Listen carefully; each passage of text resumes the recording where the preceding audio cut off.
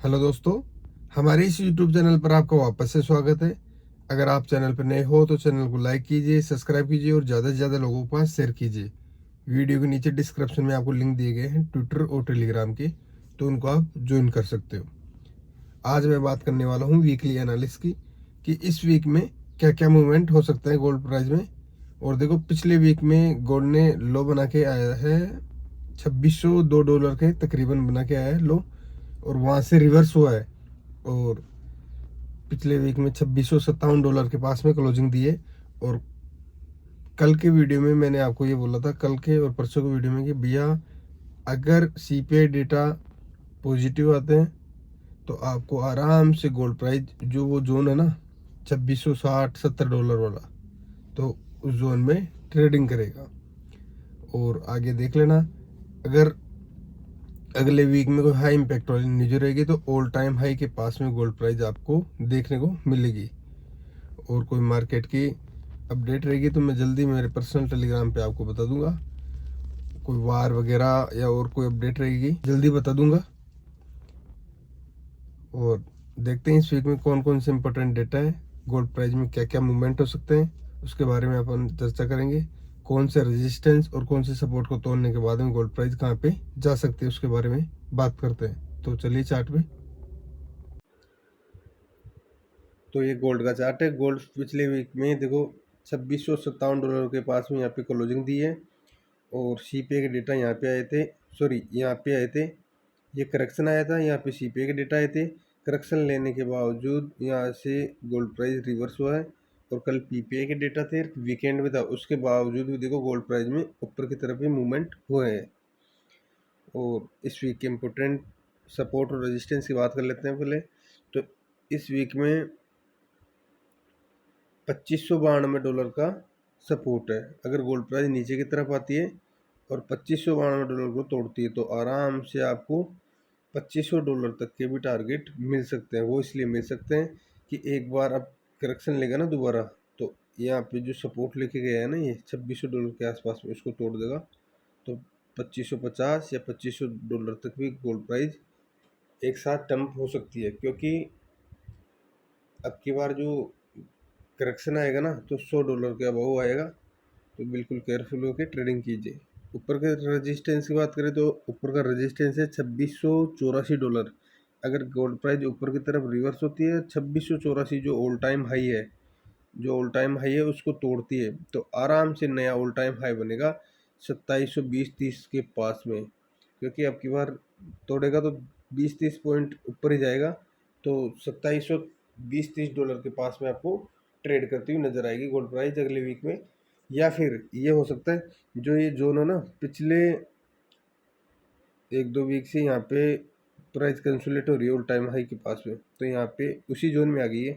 परसों भी मैंने आपको ये बोला था कि भैया अगर गोल्ड प्राइस अगर यहाँ से नीचे करेक्शन लेती है तो 2500 की तरफ मूव करेगी सीपीआई के बाद में, या फिर इसी जोन में कंसोलिडेट रहेगी। तो वो का वो ही हुआ। अब ये हो सकता है कि यहाँ पे देखो इस जोन में आ चुकी है ना प्राइस, ये जोन है ना, ये इस जोन में आ चुके हैं।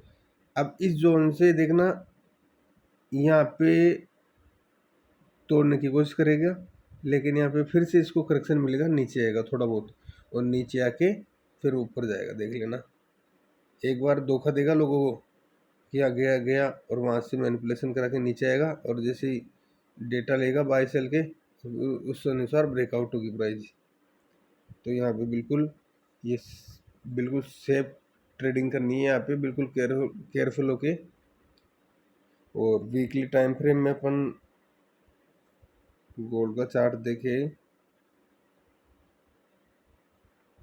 तो ये 1 वीक का चार्ट है।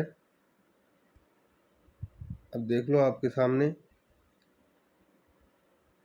ये 1 वीक के चार्ट में भी गोल्ड प्राइस को देखो एक हैमर बना के क्लोजिंग दी है। नहीं तो अगर ये रेड क्लोजिंग देता तो करेक्शन जरूर आता। अब देखो बिल्कुल ग्रीन क्लोजिंग दी है, चाहे छोटी कैंडल क्लोज हुई है। अब इससे ये आइडिया हो सकता है कि gold price all time high से भी ऊपर जा सकता है। और अगले वीक के इम्पोर्टेंट डेटा की बात करें तो मैं आपको बता देता हूँ। वह मंडे की बात करें तो मंडे में पूरे दिन JPY जो करेंसी पेयर है उसमें बैंक हॉलीडे ज़्यादा, और ज़्यादा कोई हाई इम्पैक्ट वाली न्यूज नहीं है। कैड में भी बैंक हॉलीडे और USD पेयर में भी बैंक हॉलीडे, और ज़्यादा मूवमेंट नहीं रहेगा। $10-5 में ही गोल्ड प्राइस मंडे को कंसोलिडेट रहेगी। हाई इम्पैक्ट वाली बिल्कुल नहीं है न्यूज़। ट्यूसडे की बात करें तो GBP में क्लाइमेट काउंट चेंज के नंबर आएंगे 11:30 में मॉर्निंग में, और 6 बजे शाम को कैड में CPI के नंबर आएंगे। और वेडनेसडे की बात करें तो वेडनेसडे के दिन मॉर्निंग में 3:15 में NZD उसमें CPI के नंबर आएंगे, और GBP में CPI के नंबर आएंगे 11:30 में।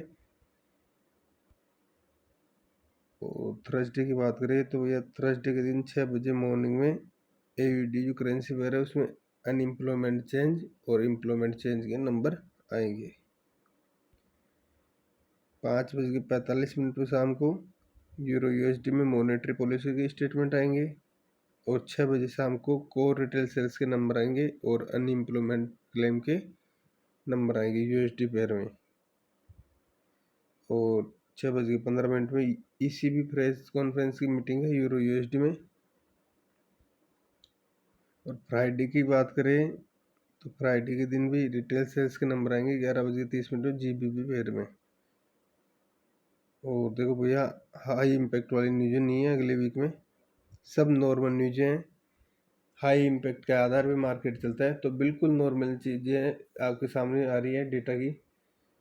तो इससे आइडिया ये होता है कि गोल्ड प्राइस थोड़े ही जोन में कंसोलिडेट रहेगी, और कोई मार्केट की अपडेट रहेगी तो जल्दी मैं मेरे पर्सनल टेलीग्राम पे दे दूंगा। तो आई होप इस वीडियो में जो भी जानकारी मैंने बताई वो आपको बिल्कुल समझ में आ गई होगी। तो आज के लिए बस इतना ही, मिलते हैं नेक्स्ट वीडियो में। Thank you, thanks a lot.